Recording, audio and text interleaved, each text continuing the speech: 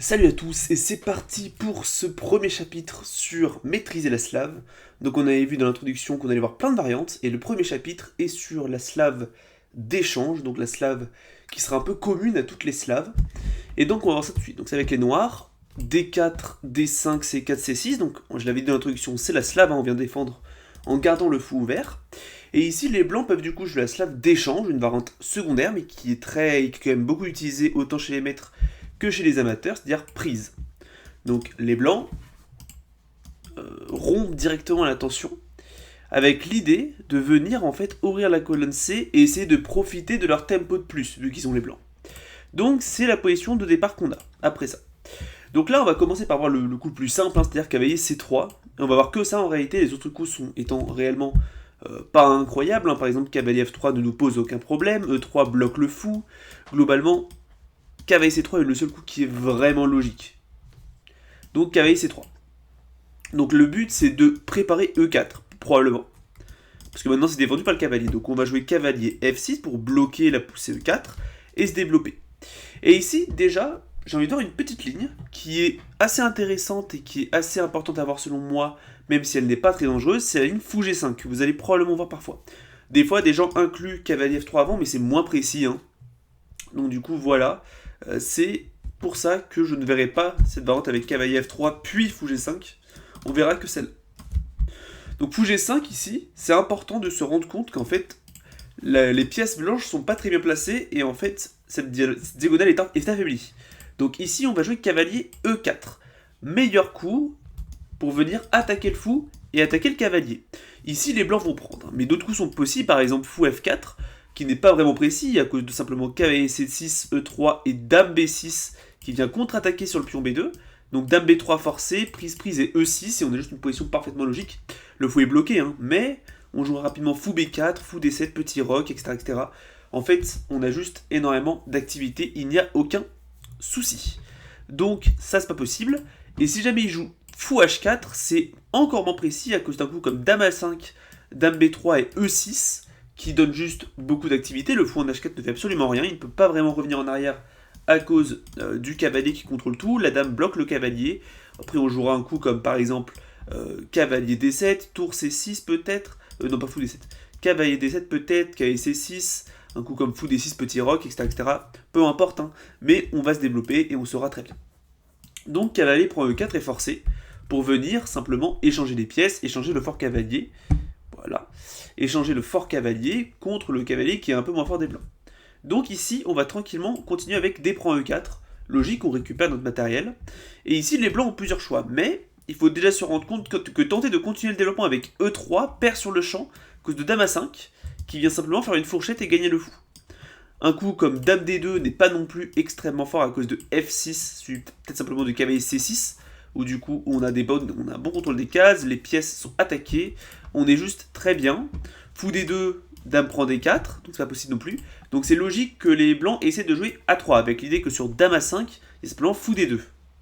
Donc là aussi ils veulent contrôler la case B4, mais là on va jouer une ligne quasi forcée qui va être bonne pour nous. Par exemple dame D5. Donc là ici déjà ils ne peuvent pas revenir en D2 hein, parce qu'il y aurait prise, on pourrait jouer KV6 au prochain coup. Donc ils ont intérêt à venir plutôt en H4 pour essayer de se rendre en G3. Ici on va continuer avec KV C6, attaquer le pion, E3 défend, E5 on contre au centre. Ici D prend E5 ne fonctionne pas à cause de dame A5. Si jamais il joue roi E2, dame prend D5 gagne juste la partie. Et s'il joue B4, on aurait par exemple un coup comme cavalier prend B4. Avec l'idée que là, on a toujours des pièces qui sont extrêmement fortes et une attaque qui va commencer à venir. Et c'est juste gagnant pour nous. Par exemple, pion prend, fou prend, roi E2, dame B5, et on va mater au prochain coup. C'est juste un exemple. Donc ici, les blancs ne peuvent pas prendre. C'est tabou. Donc ils vont plutôt jouer cavalier E2 pour défendre leur pion. Et ici, on va jouer E prend D4, on va simplement se débarrasser de notre pion doublé. Ici, s'il récupère, d'ores et déjà, s'il récupère, on va simplement tout échanger, comme ça. Et en fait, on a simplement une position très bien, où les blancs ont un pion isolé qui n'est pas bon. Il n'est pas bon, et ici on pourrait par exemple jouer fou D7, tour C8, fou D6, petit roc, etc., etc. On a juste une très bonne position, et les blancs ils peinent un peu avec leur pion isolé qui risque d'être une cible dans le futur. Donc les blancs ont tout intérêt à essayer de jouer autre chose, et ici le coup principal c'est cavalier C3, pour venir attaquer et jouer sur le clouage, et on va jouer dame A5 pour clouer, E prend D4 et forcer, et ici, on va continuer avec G5, défendu par la dame, attaquer le fou, et fou G7, suivi de petit roc, et on a juste une position très intéressante, avec fou F5, tour à D8, qui vont arriver, etc. La position est complexe, hein, évidemment, on n'a pas de position miracle, mais selon moi, la position est parfaitement jouable, et ici, en fait, les noirs, ils ont beaucoup d'activité, beaucoup de centres, la position est critique. Mais, normalement, ça va. Donc ça, c'est s'il joue sur cavalier C3, suivi de fou G5. Mais on va voir que c'est pas la ligne principale. Tout le reste va être joué sur fou F4. Donc c'est le coup que je vais explorer à grande majorité maintenant. Ici, cavalier C6. On développe notre cavalier, c'est logique. E3, donc c'est le coup principal. Et ici, on va jouer un système, quand les blancs ne font pas n'importe quoi avec le fou en G5, le pion peut-être en G3. Si jamais il joue comme ça un peu avec l'approche des deux cavaliers comme ça, le fou comme ça, le pion comme ça, et j'essaie rapidement de jouer sur un développement logique, on va jouer les deux cavaliers et on va finir avec A6. C'est ça le système que je propose pour votre répertoire maîtrise de la slave. Et pourquoi on joue A6 ? C'est simple, on veut simplement empêcher fou B5 et cavalier B5, qui sont souvent un problème quand la dame arrive en B3. Vous allez voir ça dans la ligne. Mais globalement, on veut surtout empêcher une attaque trop forte d'arriver. Ici, on va commencer par le coup principal, enfin le coup principal des amateurs, c'est-à-dire cavalier F3, au cas où un autre ordre de coup possible, c'est cavalier F3, cavalier C6, fou F4, A6, là on a encore ça, et E3, c'est un autre ordre de coup possible, qui est très très populaire chez les amateurs. Tout ça pour dire, cette position est vraiment l'une des principales que vous allez rencontrer dans une slave d'échange. Et ici, le meilleur coup, c'est fou G4. L'idée étant de clouer simplement le cavalier et de l'empêcher en fait de venir en E5. Et ici, les blancs ont déjà des soucis à se faire, parce qu'ils ne pourront pas vraiment attaquer notre position rapidement. Ici, par exemple, fou D3 autorise simplement E6 qui joue sur fou D6. Par contre, il faut faire attention. Ici, petit point important, s'il joue sur dame B3, il faut faire attention. Si on joue cavalier A5 directement pour attaquer, c'est le but du coup A6 pour, s'il y a dame A4, simplement jouer B5. Le problème, c'est que si on joue ça, là maintenant, il y a fou prend B5, pion prend B5 et cavalier prend D5 qui donne une attaque fatale à cause de la découverte. Donc ça ne fonctionne pas. Il faut d'abord, sur fou D3, E6 et dame B3, intercaler fou prend F3. Les blancs n'ont pas vraiment le temps de prendre parce qu'il y a cavalier A5 qui va permettre de sauver le fou, mais du coup, après, ils vont être obligés de récupérer et on va continuer le développement avec fou D6, petit roc, etc. Globalement, c'est ça qu'il faut jouer. Maintenant, ils peuvent surtout, le coup principal, jouer dame B3 directement. Empêcher notre coup de E6. Mais du coup, dame B3 attaque le pion en D5 et attaque le pion en B7. Enfin, il n'est pas vraiment attaqué celui-là parce qu'il est défendu. Et ici, par contre, on va jouer prise. Toujours pareil, l'idée c'est que si jamais on joue sur cavalier A5 B5, le fou peut prendre. Donc on va d'abord prendre pour empêcher cavalier E5, qui est une idée très thématique de cette attaque. Les blancs vont récupérer du pion, si jamais ils jouent dame prend encore une fois, il y a cavalier A5 qui va gagner la partie. Donc, ici, il y a pion prend F3, et maintenant, cavalier A5. Ici, c'est pas tout ce qu'ils font, hein. Dame C2, il y aurait probablement E6, suivi de fou D6 et petit roc, qui donnerait égalisation. Donc ils sont finalement un peu obligés de jouer dame A4. Attention, ici, on ne joue pas B5, toujours pareil, parce que le fou est ouvert. C'est-à-dire que dès que le fou peut prendre, on ne fait pas B5, parce qu'il y a prise ici, prise, et ça perd par exemple après dame D7 et cette ligne un peu forcée, qui gagne du matériel, donc globalement c'est perdant. Donc à la place, on va simplement revenir en C6 et la dame est un peu égarée, elle ne sert pas à grand chose. Si jamais il joue dame B3 par exemple, on va simplement jouer cavalier A5, et s'il joue fou D3 pour essayer de se développer, on a simplement E6, fou D6, petit roc, et on est très bien avec une égalisation facile, j'ai envie de dire. Donc ça, c'est pour la ligne un peu logique où les blancs jouent sur E3. Par contre, si jamais on revient sur cavalier C3, cavalier F6, cavalier fou F4, autant pour moi, cavalier C6, cavalier F3 et A6, ils ne sont pas obligés de jouer E3 ici. Ils ont tout intérêt à plutôt essayer de jouer tour C1. Et là, c'est une ligne qui est un peu critique, qui est une ligne de maître, donc c'est un peu plus rare, mais c'est quand même intéressant à voir. L'idée étant que sur fou G4, il y a par exemple cavalier E5 qui peut arriver. Donc ici, on va plutôt mettre notre fou en F5. On va le développer plutôt en F5. Ici, les blancs jouent à présent E3, maintenant qu'on n'a pas mis le fou en G4. Donc voilà, au cas où un coup comme cavalier B5 ne fonctionne pas à cause de cette fois-ci cavalier A5 puis B5. Pourquoi on le fait maintenant? Parce que le fou n'est pas ouvert, donc on a l'opportunité de le faire. Hein. Parce que prise, il y aurait par exemple un coup comme fou D7 qui fait simplement gagner une pièce. Hein. Ici c'est juste gagnant. Donc E3. Les blancs continuent un développement, et ici, attention, on ne va pas se précipiter pour jouer E6.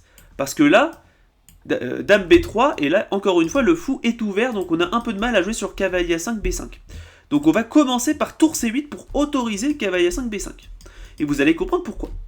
Ici, si jamais, bon là, ici, admettons, il joue sur fou D3, c'est pas très intéressant.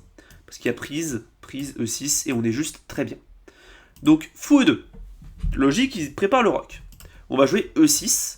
Et là maintenant, s'il joue Dame B3, ça ne fonctionne pas. Pourquoi? Parce que la tour est en C8 et on peut tranquillement jouer Cavalier A5, Dame B4, Dame A4 échec et B5. Et ici, en fait, la tour cloue le cavalier et la tour est en l'air derrière. Donc c'est pour ça que la tour en C8 règle le souci et ça nous permet de jouer B5. Et là, en l'occurrence, les noirs sont déjà très bien. Donc petit roc est obligé, forcé en fait de jouer pour les blancs, hein, c'est logique. Ils se mettent le roi à l'abri. Ici, on va continuer avec fou D6. Donc, c'est le coup que je conseille personnellement dans plus ou moins toutes les variantes pour venir proposer de l'échange. Il y en a certaines qui proposent fou E7 pour garder les pièces. Donc, si jamais vous avez envie plutôt de jouer sur une position qui va durer plus longtemps, où il y a plus de combats, fou E7 est également très logique. Fou prend D6 forcé, dame prend D6 et dame B3. Donc là, on part vraiment sur une ligne très critique de maître, où les blancs continuent à mettre pression. Ici, on va jouer simplement tour C7 pour défendre.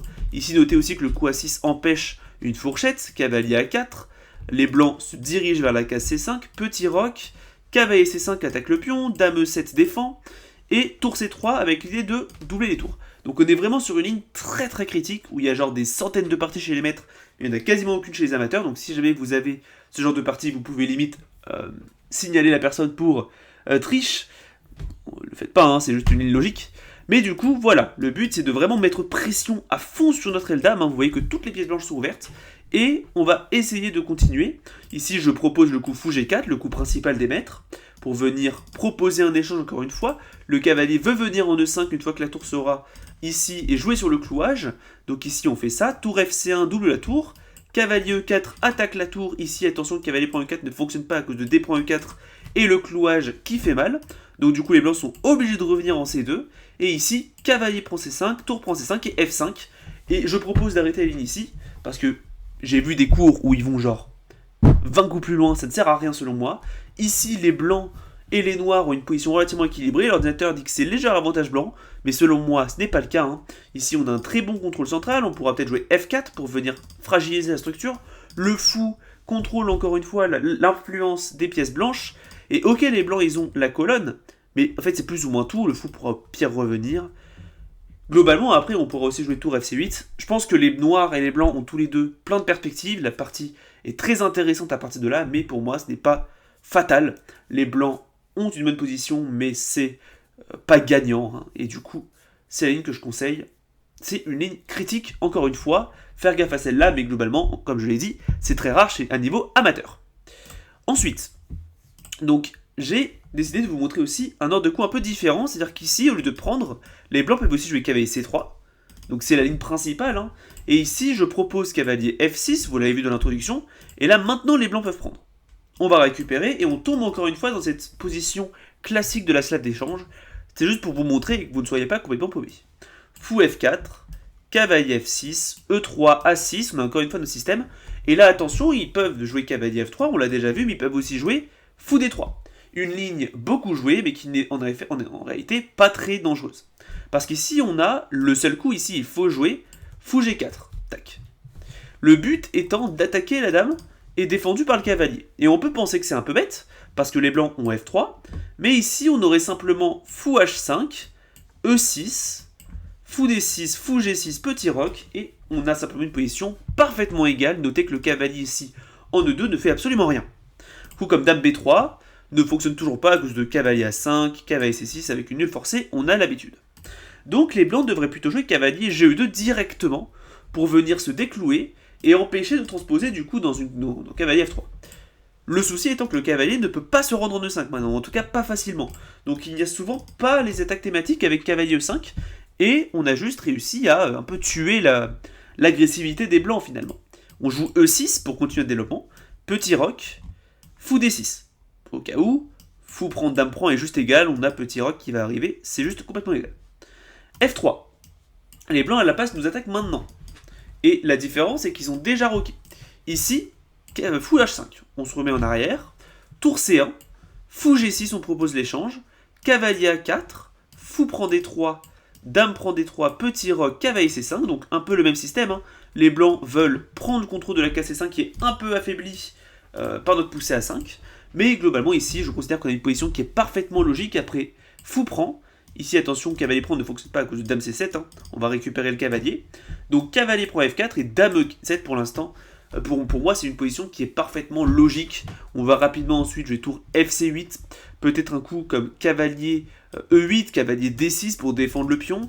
Il y a même l'ordinateur qui propose parfois des coups comme cavalier A7 pour venir libérer la colonne C et rapidement jouer sur les tours rapidement jouer sur la colonne C avec les tours.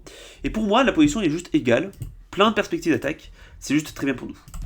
Donc encore une fois, slave d'échange. Dernière ligne que l'on verra ensemble dans cette petite vidéo pour la première partie.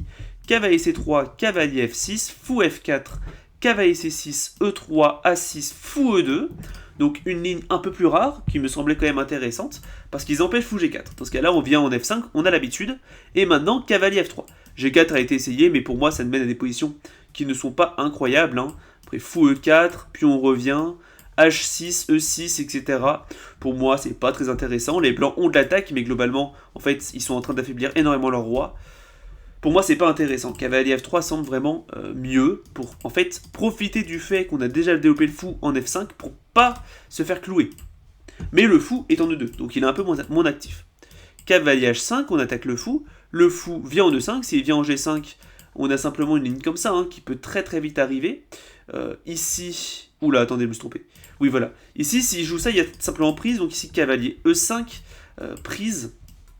Prise, cavalier prend E5, prise. Et pour moi, la position est juste bien ici. Petit roc, fou G7, F4, petit roc.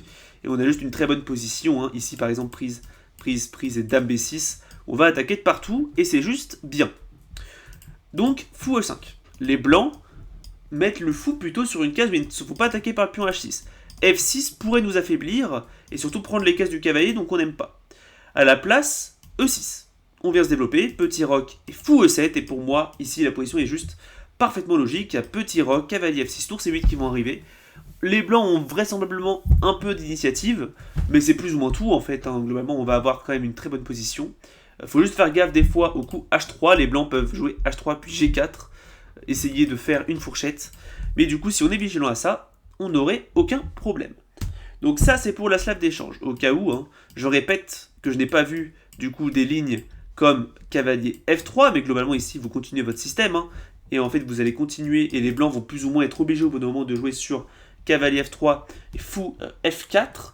Un coup comme E3, comme je vous l'avais dit, bloque le fou, donc on pourrait encore une fois continuer avec notre système, on n'aurait aucun souci. Est-ce qu'il y a une autre ligne qui est vraiment gênante? Je sais que certains me jouent ça, mais globalement ici ce que je conseille c'est de simplement se développer tranquillement et venir au bout d'un moment développer le fou, peut-être en F4 ou en G5, jouer E6, fou D6, petit roc, et jouer une espèce de système de Londres un peu modifié où on est juste très bien. Ça dépend de votre goût, mais globalement moi je trouve que cette position est très logique. Et je pense qu'il n'y a aucun souci et qu'on a un peu tout vu sur la slave d'échange. Donc j'espère que cette vidéo vous a plu. Vous allez voir du coup après, pour la prochaine partie, des lignes un peu plus critiques, un peu plus principales. Il me semble que celle que j'avais prévue, c'était la Botvinnik, si je dis pas de bêtises. De toute façon, on se verra à la prochaine partie de la slave, ou alors dans une prochaine vidéo autre. J'espère que ça vous a plu, n'hésitez pas à liker, vous abonner et mettre un commentaire, partager la vidéo aussi si ça vous a plu. La playlist complète de la maîtrise de la slave est dans la description. Hein. Pour l'instant, il n'y a pas beaucoup de vidéos, mais ça va venir hein, au fil du temps. Et du coup, je vous dis à plus pour une prochaine vidéo. C'est Grogny Alpin. Tchuss.